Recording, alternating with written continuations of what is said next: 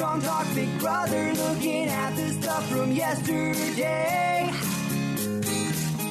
All the drama, all the strategy and silliness from Tito to HOH. Every single season, you know he is the reason. You know what's happening.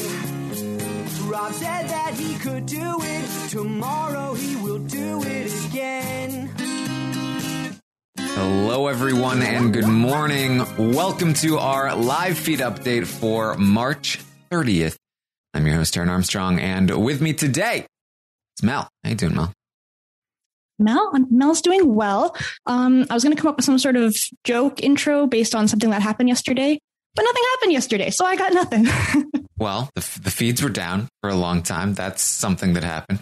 No, isn't that the other day? Oh, no, wait, that's every day. The feeds are down for a long time. Pretty repetitive jokes. If I were to be like, oh man, look, we're invisible. There's no us. It would be like, no. Oh man, well that's such a funny joke. But now we can do the Victoria Kiefer thing where, oh, Taryn, that was so good. Everyone was so fooled. They didn't even see us. You're the best podcaster ever. Can go down in history. Best podcaster ever. I mean, that's just the way it is. Well, we're here to update you on everything that happened yesterday on the Big Brother Canada 9 live feeds. It was day 31 in the house, and the feeds were down for most of the day, I would say, at this point. It was like, I think it was, like 9 hours? 10 hours and 42 minutes, according to the tweet. There you go. I did some math this morning, and since Thursday morning, feeds have been down 42% of the time, not including sleeping. The one night they were down, but like, it's so much downtime. Why? They don't like their jobs. I don't know. I don't know what it is. I'm assuming it's just all sponsor stuff. And listen, like, we will get something going on Twitter to like fund Big Brother. Give us feeds, give us everything. Don't take them down for 10 hours on a Monday to film TikToks covered in salsa. Like, we'll help you. Let us help you make it better. They're spending all their money on invisible visual effects instead of paying the people that manage the live feeds, I guess. I don't know, because it seemed like they did something yesterday. Like, it seemed like they were down for a purpose as opposed to the other times where they're not down for a purpose and just for fun. It seems like they did something sponsored yesterday. But why does every sponsored thing have to take the whole day? They don't actually take the whole day. They just leave them down. That's the thing. Because then they talk about the sponsored thing and can't let us hear them talk about sponsors. I don't know. Sorry, we won't rant about this all morning, but we needed to get it out. Well, we start the day yesterday with Ty and Jed. They're going to be chatting for a while, talking about how annoyed they are with Tara, which is understandable. Ty's just like, and you just know, like, we've been trying to work with Tara for so long, and she's always turning us down. And you just know that if we win HOH next week, she's going to be like, okay, guys, I'm ready. I'm ready to work with you. I'm just like, oh my God. So annoyed with her. Why do they even want to work with Tara? Because she's with Tina? Basically, I mean, her with Tina, they're in a very valuable spot in the house. They're people that are basically up for grabs. They can't work with Ro. They have Vic, but that's very dangerous. So if they were able to have Tina and Tara fully locked in on board, they'd be in a great place. Yeah, they're in a good spot. I don't feel like they're using it very well, though. No. Tina and Tara, that is. Well, I mean, yeah, I think that they've been starting to do more. So, the last couple of days, Tina in particular has really been working on the relationship with the Sunsetters. And they are starting to look at her as somebody that they do have. They think that Tara is somebody that they don't have, but that Tina is somebody that can maybe help them with Tara in the event that that Tara wins something, and that okay, maybe Tina can get in her ear and make sure that Tara doesn't come after us. Yeah, they do have a talk a little bit later in the morning about how Tara recognized that that's their perception of her, that Tina can just tell her to do whatever they want. And she wants to lean into that. Like, good, let them think that you can tell me to do whatever. Although she's saying it like that's not the case, but I feel like that is the case. I feel like she would kind of just do whatever Tina wanted, but she seems to have this thought that she wouldn't. But I mean, they're on the same page anyway, so I can't imagine when they would disagree with anything. Yeah, I don't think Tina would like tell her what to do either necessarily. No. She tends to let Tara run rampant. So Jed points something out that I actually think is true, or is at least partially true, and definitely one of the reasons why Jed and Ty have one of the best social games in the house. He says, I think the reason we're doing well in this game is that we're the only people in this house that actually talk to everyone. Like everyone else, like Austin and Brayden only talk to each other. They only talk to Beth sometimes and Kyle and Rose sometimes, but they don't talk to everyone. You have Kyle and Ro who would talk to us sometimes, but they'd never talk to Beth or some of the other people. Like we're the only people that actually just socialize and chat with the entire house. And it's very true. Like them as a duo, they don't hang out with each other. They're not attached to the hip.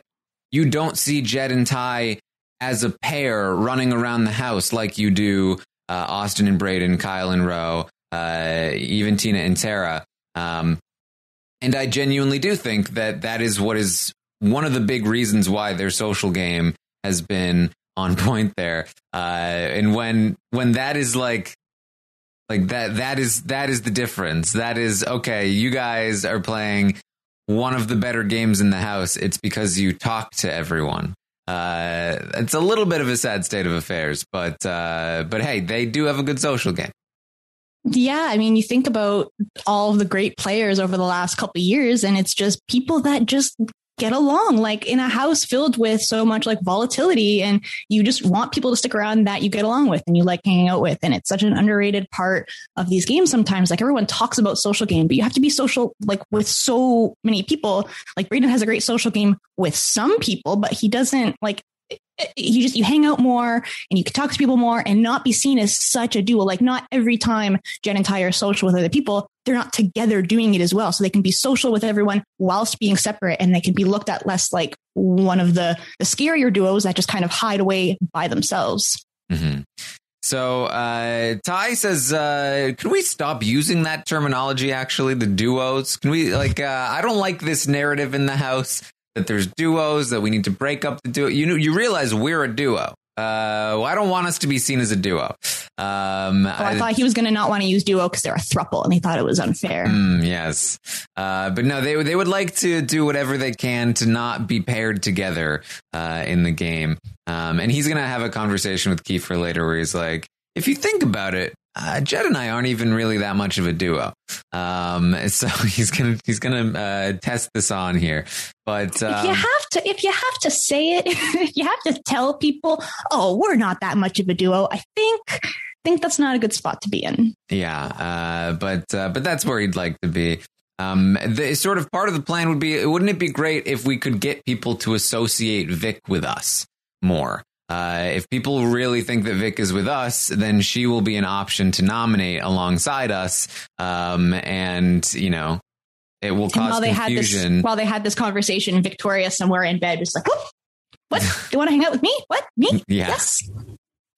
And so it'll be like, well, are they with Vic? Are they with Beth? Are they with Kiefer? And then ideally, if there's a replacement nominee, instead of Beth going up, maybe Vic would go up or something like that. And then they could really make something work. Isn't the core of that still them, though? Like, oh, which person is the duo with? Like, is it really achieving what they want it to do? Well, that's part one of the plan. Part one of the plan is separate themselves from the duo in the first place and be like, hey, we're not actually a duo. All right. Solid plan. Let's see how it works. Yeah. Well, Beth is going to join them. She says, all right, another day of Austin not speaking to me. She wouldn't even look at me. That's unfortunate. It's gonna change soon, though. Yeah, it is going to change soon. She's prepping. She's prepping a talk. Jed says that should we keep Ro in the game to take a shot at Vic? We need somebody to do it. If Ro's not here, who's going to take the shot? But they're like, you know what? It's not worth it. Ro is not worth keeping in the game. Well, we'll get Vic out another way. And they're talking about Brayden as though Brayden won't come after them. So they're already looking at Brayden as kind of a non-entity in the game.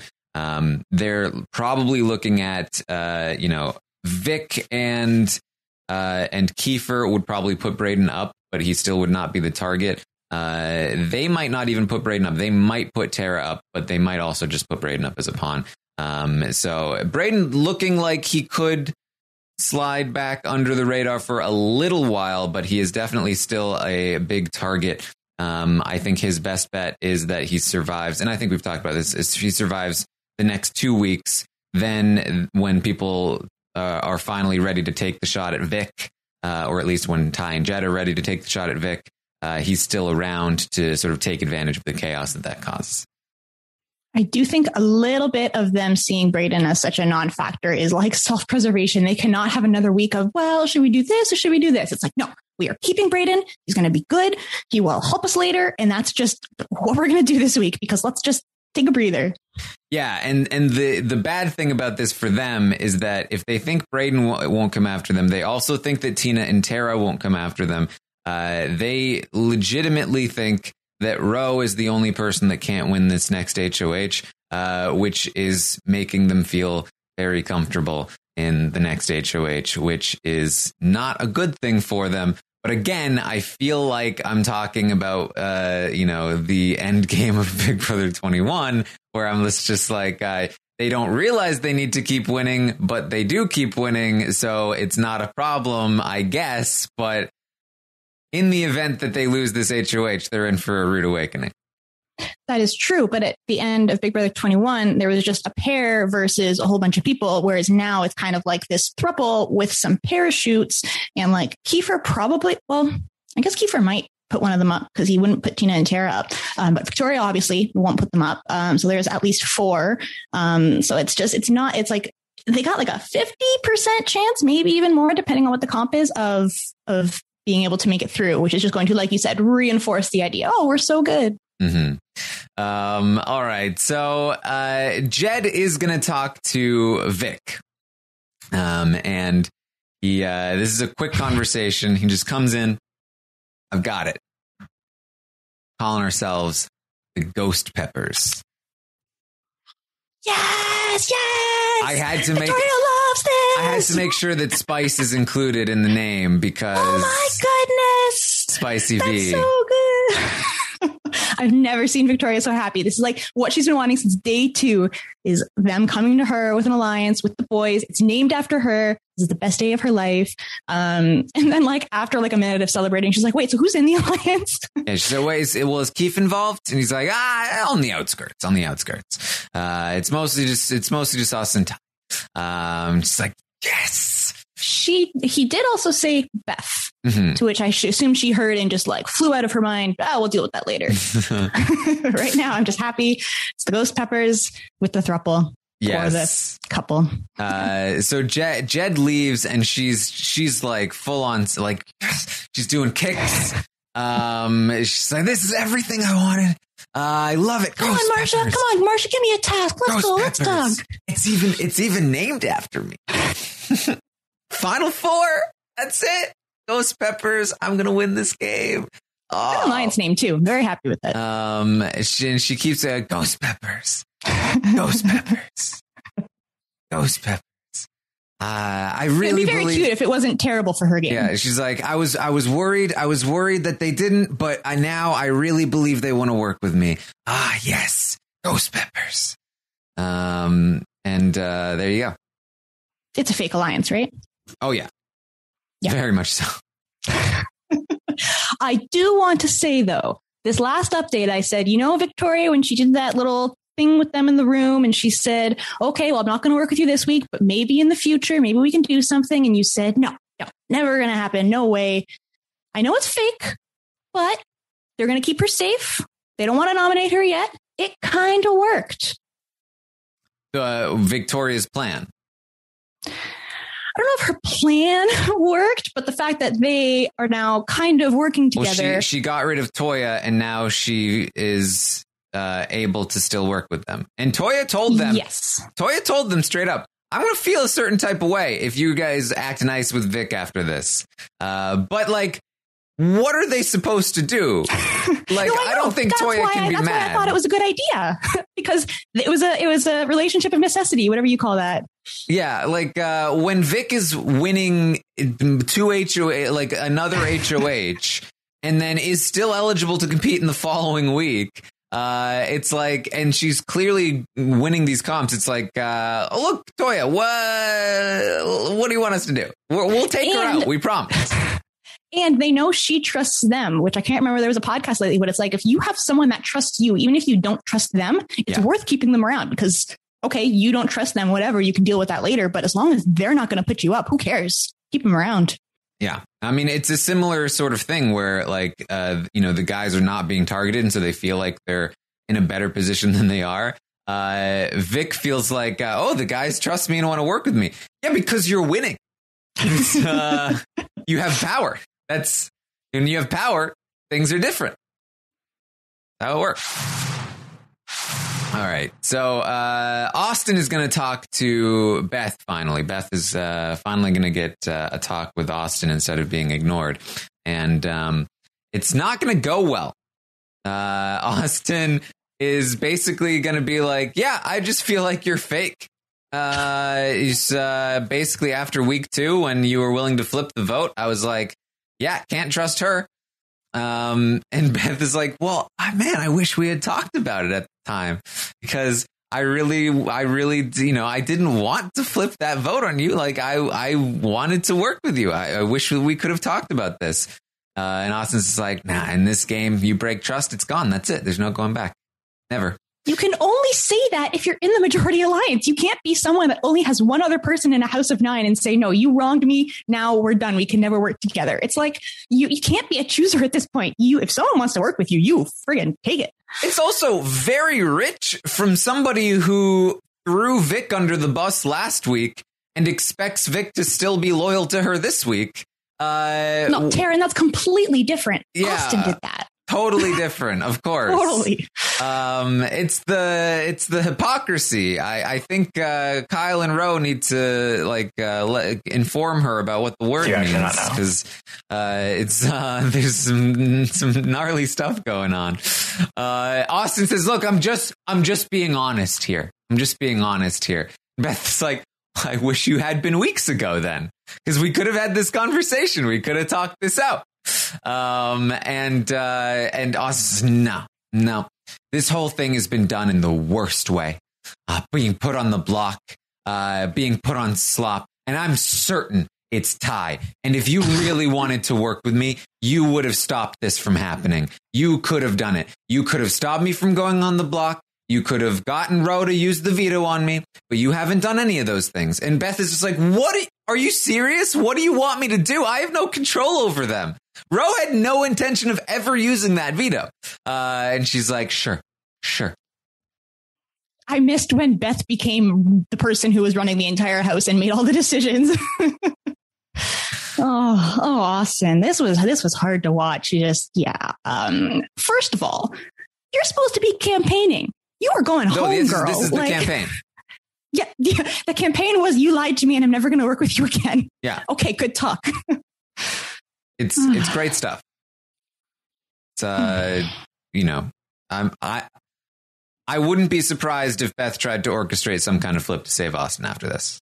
Oh, definitely. Yeah. Well, Austin did have some good campaigning, which in the middle of yelling at Beth for not saving her said, oh, by the way, obviously I want to be here.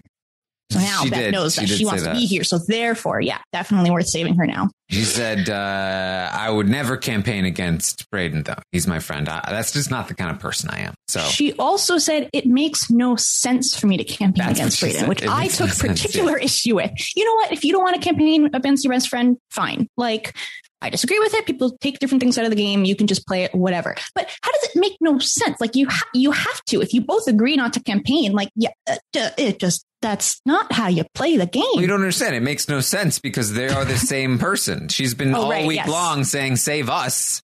She's like, it makes no sense to try.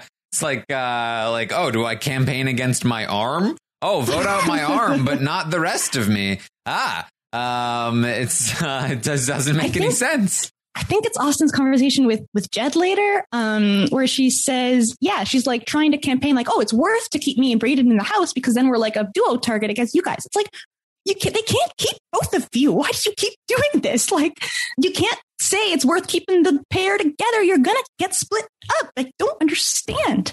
Yeah, it's big vibes from Austin that she's just like can't comprehend that she can't get like the thing that she wants this week. Maybe if she just keeps doing this, if she keeps acting like it, you think production will just go like, is there another, is this a double veto? Did we just forget? Does she know something we don't? Can they both be safe? And maybe it'll just happen. She'll manifest it and they can both be safe. Maybe. Then the feeds go down forever. No.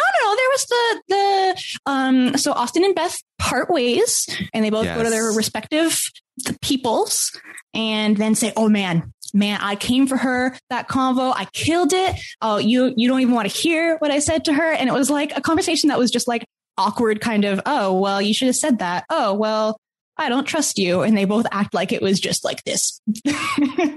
They totally killed it. They totally got her and proved all these points. I don't know. It was very funny when they went after it and retold the conversation. You know, everyone always retells it themselves in a very nice light. Very, very classic retell situation. Beth is like, Austin was so rude.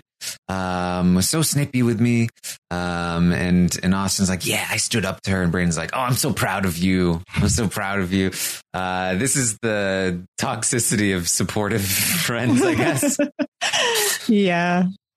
Well, get you friends that'll support you when you're down or something. I get friends that will call you out if you're being wrong. I think supportively. Actually, at that. Who can gently be like, was that the right thing though? I did have a question now that you mention it. So Brayden in this conversation is like, yes, girl. Yeah, you're the best. I'm so proud of you. Is there any game part of Brayden right now that's like, I'm just going to let her do this and I'm going to stay? Or do you think he's being just generally very like, I am really proud of you regardless of what happens this week and I don't care about the game aspect of this? I'm sure there's always part of people like when it's again, I've talked about this a lot, but like when people are in the position of either power or like they're going to stay, it's very easy to be like, oh yeah, I'm a great person. I would be totally loyal if the situation was reversed. I don't care about the fact that I'm staying. I just care about being close to my friend. But if the vote started to flip and people started telling Brayden, actually, we're going to vote you out, I think that he might start to change his tune and be like, but what about this thing? And then you might get something a little bit different, but I don't think that he is actively trying to stay right now. I think that he is very comfortably like, I'm staying, so I don't need to do anything. Yeah, that's very fair. I think I agree. And I almost hope that we get like a little taste of maybe a vote flip just because I want to see what Brayden can do, because I have a lot of faith in him right now. Like he's just been kind of being able to get by on his really good relationships. But I think he would be able to play the game well, and I would like to see him try. Be nice. You know, we'll see. Yeah. All right. Then the feeds are down forever. And they come back up, and there's really not much else that happens when they do come up. There's some speculation that something happened with Tara. There's some speculation that I think the Have-Nots ate something, which was weird. But nothing confirmed whatsoever. I don't know exactly if something did happen with Tara. Oh, with Tara, yeah. I was just going to say, Kiefer said this morning that Have-Nots were done. So if you said something maybe happened with them eating, maybe they like earned getting off of being a have-not. I'm not sure. Yeah, maybe. But there was speculation, Tara, because like it seemed like she had been upset about something, perhaps. So that made me think, and there was a lot of people who speculated about the microaggressions being talked about. But I haven't seen anything else to indicate that actually has happened. So I think maybe we'll see if there's any change in Tara's behavior. But at this point, I'm starting to guess that no, it has not been addressed. Yeah, the main reason people are thinking that is because when the feeds came back on, I'm not sure how long after, but Tara went and apologized to Rohan for, quote, stupid Simpsons comment. And he was like, wait, what? And it took him a second to remember. He's like, oh, no, it's fine. And they hugged. And so people were thinking that she apologized perhaps because she got talked to. And that's kind of where the theory is coming from. Yeah, it's just weird to me that she'd apologized to Ro and not Ty, unless they were like very vague about it. And she somehow didn't realize that it's about Ty and thought that it was about a Simpsons comment to Ro. Which would be so bad. It would be very vague. Tara. And then all she could do is think, maybe that comment I said to Rohan is just, I'm really hoping that's not what happened. Yes, they did do TikTok videos. I think that's one of the main things that they went down for. But they were all very, they thought Braden's was great. Something about being covered in salsa or tomato sauce, and they had to shower. I don't understand TikTok. Will we even get to see it on the episode? Is it just being released on TikTok? I don't know anything. I need Puya, our TikTok consultant, to check in and let us know. Yeah. All right. Well, there was one conversation between Kiefer and Vic where Kiefer says that we don't need to worry about Tina and Tara going after the boys. They're mostly after Beth, which is completely false. But Vic is like, oh, that's perfect. That's exactly. It's probably because Beth is so fake, right? They should totally go after Beth. I'm like 90% a Victoria fan. I love watching her. I mean, now it's just clear that her intentions are always to just get with the guys and hang out. I don't know, but just chill with the women.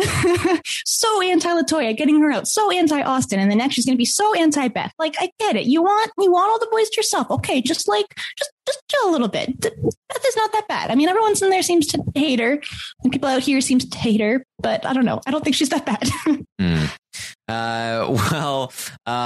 Vic talks about how great of a job she has done at hiding the fact that she's the HOH. And this is when Kiefer's like, well, actually, the guys do suspect that you might be the HOH. And Vic is like, what? Well, I mean, I don't even care. It's fine. I don't even care if it's, they don't know for sure. They'll never know I'm never going to confirm it for sure. They're always going to wonder. They're just it's so stupid. I don't even care. It's fine. Whatever. Yeah. And Kiefer's like, shh. Right. Yeah. They're definitely not sure. So yeah, don't worry about it. And to Vic's credit, I mean, half the house doesn't know. Do Tina and Tara know? Tina and Tara know. Yeah. Oh, okay. A quarter of the house doesn't know. So. Austin and Braden don't know. That's, yeah. One of them is could be doing a worse job, which is sometimes hard to quantify, but she could be doing a worse job at hiding this. Yeah, there you go. That's the positive way of looking at it. Yeah. That's what I'm here for. She's managed to trick Austin and Braden. Masterminds of the house. There you go. All right. So that was basically. Is there anything else that you wanted to bring up? They had a cute little, I don't even know how I can call it cute. They had a little hype session. Yeah, you're killing it. Kiefer, you're going to be the most famous when you get out of here. Oh, yeah. Yep. I'm doing so good. I'm going to go to lots of talk about how famous they're going to be. I love watching legendary. The Delusion. Yes. Legendary. Kiefer does go at one point, and I was upset that he almost referenced, but didn't. He was like, are we the villains? Like, no, it's are we the baddies? Come on. It's the Mitch and Webb sketch. All right. But he's like, are we the villains? And Vic is kind of like, I don't know. Like, maybe. Kiefer's like, I wouldn't mind. Vic's like, yeah, whatever. Vic is a great villain. I wish she would lean into it. Yeah, I'm the villain. She's like always leading around doors going she's a classic villain and we love it. But yeah, just, I don't know. People get like conflated sometimes. Like they don't think they can be a villain while also being a nice person. And it's like, you can feel good about yourself and also be a villain. It doesn't mean villain equals bad, everyone hates. Yeah. So yeah, I guess that's about it then. When the feeds are down for so long and the vote is very straightforward, there's not too much to talk about here. Yeah, I don't think anything else really happened this morning except for TikTok talks. Yeah, that's all I got. TikTok talks about ticking away. Talking. TikTok talks ticking away. Yeah. So they get to watch their own TikToks? I guess so. I don't know. I mean, there's that big screen, so. When I saw yesterday, they were like looking at it and they were on it. So I guess so. Yeah. I know there's nothing to do in the house, but like making videos of yourself to then watch later feels very boring. I mean, I know they're not making it for themselves, but yeah. I mean, isn't that just like what any TikTok is? You just like film yourself. Well, you and make you it watch to share with people, and then you watch the likes roll in, and you get that serotonin bump, and all they do is get to see the finished product, and they don't know if anyone likes it. Maybe everyone hates it. Yeah, but they would never show us that because Big Brother Canada. Yeah. All right, well, that's what we have for you. I'm going to be back tonight, 8 p.m. Eastern, for the roundtable. We'll be rating all of the players and updating the stock watch prices. Don't mind the little laugh I just gave while talking about rating the players. I'm totally going to rate them high numbers all the time. So that'll be fun. Tune in tonight. We'll see where these players are. We'll also be recapping the week on the feeds. So it's a great place to go if you just want a recap of the week. And I will be releasing a survey on Twitter at Armstrong Taran, tweeting that out after this podcast is over, to allow you guys to rate the players yourselves, give the audience a chance to give your opinions on the season and everything else that's going on. You can give your thoughts on the twist as well in the survey. So that'll be fun too. All right. So check all of that out. I'll be back tomorrow morning, 11 a.m. Eastern, to update you on everything that happens today on the Big Brother Canada 9 live feeds, assuming that they're on. And then tomorrow night, we'll have a recap after the episode. So it should be on there. You can also find me on Twitch, twitch.tv/Taran Armstrong, doing fun stuff over there. Mel, where can people find you? Did I forget to mention the part of the update where Ro was like doing amazing and he made like 14 alive? Oh, well, no, we are not allowed to. We're not allowed to stump for people that we bought in the stock watch. We are shutting that down. Instantly disconnected from the podcast if you try to cheat in the stock watch. So Mel has been kicked out of the podcast. Look, you can find Mel at You Can and You Mel on Twitter if you want to find out her thoughts on the stock watch or the players that are clearly influenced by her own purchases. Look, there's two of me now. Here, let's come over here. That's what we have for you guys for today. Thank you so much for joining me, and I will see all of you next time. New hot and iced Sunrise Batch Coffee from Dunkin'. A bright and balanced, full-bodied blend brewed so you can get summering from sunrise to sunset. And even after that, because that's when you can show off those string lights you hung in the backyard. Or rehung. Enjoy a medium, hotter iced Sunrise Batch Coffee for $2. America runs on Dunkin'. Price and participation may vary. Limited time offer. Exclusions apply.